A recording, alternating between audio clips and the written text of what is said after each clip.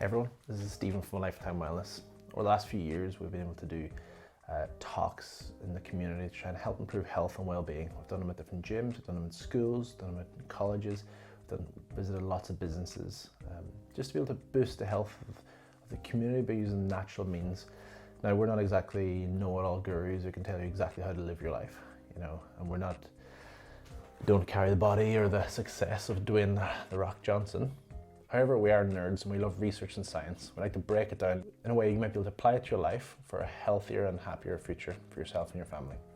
So these videos might be rubbish, but if you find any benefit from them, please comment and like and let us know how you find them.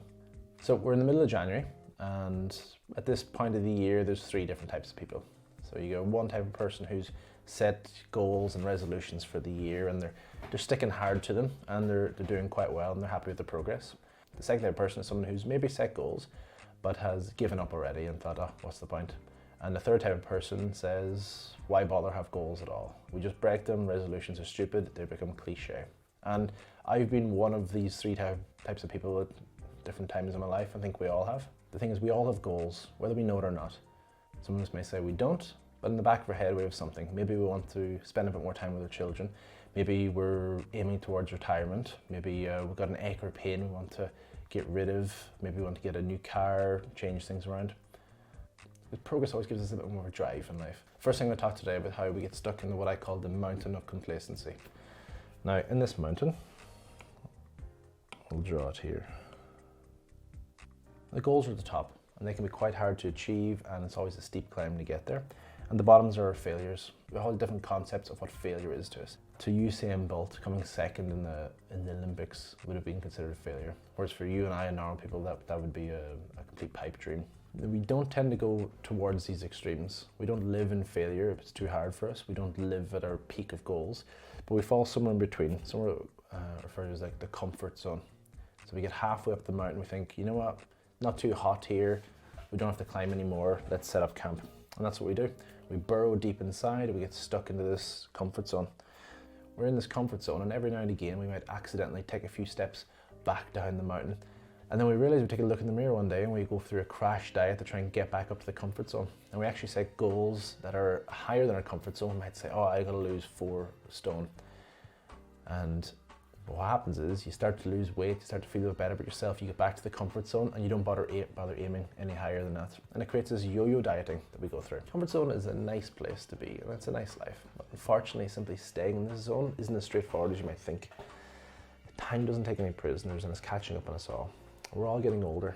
Our metabolisms are slowing. It's harder to maintain that weight. We end up getting aches and pains just by making a cup of tea, and our knees are creaking when we're walking up and down stairs. And the pains don't go away like they used to. Even in our houses, the cost of living is rising, so what we could live off 5 or 10 years ago is becoming more and more difficult. We have to think what will come in the future, and these flames are catching up with us. But it's not even so much the flames are catching up with us, but there's almost like this constant gradual mudslide that's bringing us further down the mountain.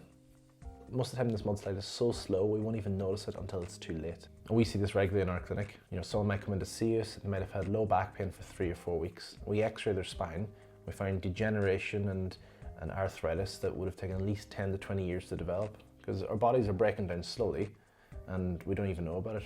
We can work really hard through our lives and plan for retirement to find that our bodies don't work the way they used to, and then we can't enjoy ourselves the way we planned. So problem is, if we don't have a goal or a process to improve our health by eating well, exercising regularly, getting checkups, getting care, limiting stress, we'll find ourselves at the bottom of this mountain quicker than expected. It can become an almost impossible journey then to overcome. So I mean, it's a very simple concept, but why does it become so difficult for us to plan for the future and to work hard to achieve it? It's hard enough to look after ourselves today, in the moment, but it's even harder to think of looking after ourselves in the future. So you try this for a second. You close your eyes and think of yourself in 5 or 10 years from now. You think, how do you look? What are you doing? What kind of life do you have? It isn't easy. And now try thinking of yourself in 10 or 20 years. How connected do you actually feel to that person? Well, the science shows that you may not be connected at all. According to your brain, your future self may be viewed as a complete stranger. So what do I mean by this? Well, scientists have been studying the brain using things called fMRI machines, or functional MRI units.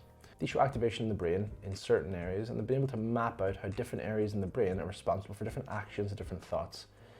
So when we're shown a picture of ourselves or asked to think about ourselves, a part of the brain known as the medial prefrontal cortex lights up on the scan.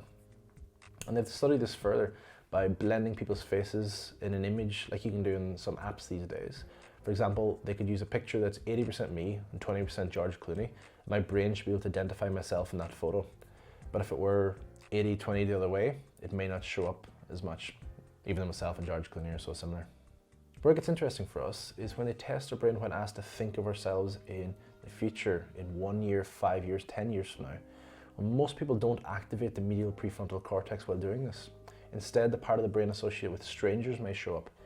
So people who do activate this self-recognition part of the brain during this exercise are thought to be much more self-disciplined, much more future-focused, as you can imagine. So it seems that some people have this built into them and other people don't. Well, there's actually a way to improve your ability of your brain to get more in touch with your future self. You can try this.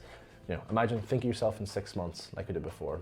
Once again, it might be vague, it might feel a bit of a stranger, but let's say you book a sun holiday in 6 months from now. You have a picture of the resort, the pool, you can think of yourself in your swimsuit and it makes you panic a little bit. I guarantee you the self-recognition part of your brain is more likely to be active right now because you're visualizing what's happening there. You're also more likely to try to aim for that beach body, work hard and look after yourselves, and you're probably more likely to plan to save some more money for the trip also. And this is because you're making your goals vivid, you're making your future self something you can relate to in a much stronger way. And this can be done even more so and amplified by writing down your goals, reviewing them and setting a plan, and you immediately become more likely to achieve these goals and potentially change the way your brain works to be able to stick to it in the future. These goals let you peek at the road ahead, you can visualize what it might take to get there, and you can sense what will happen if you don't push yourself more. And goals give us this self-realization of where we sit in the comfort zone.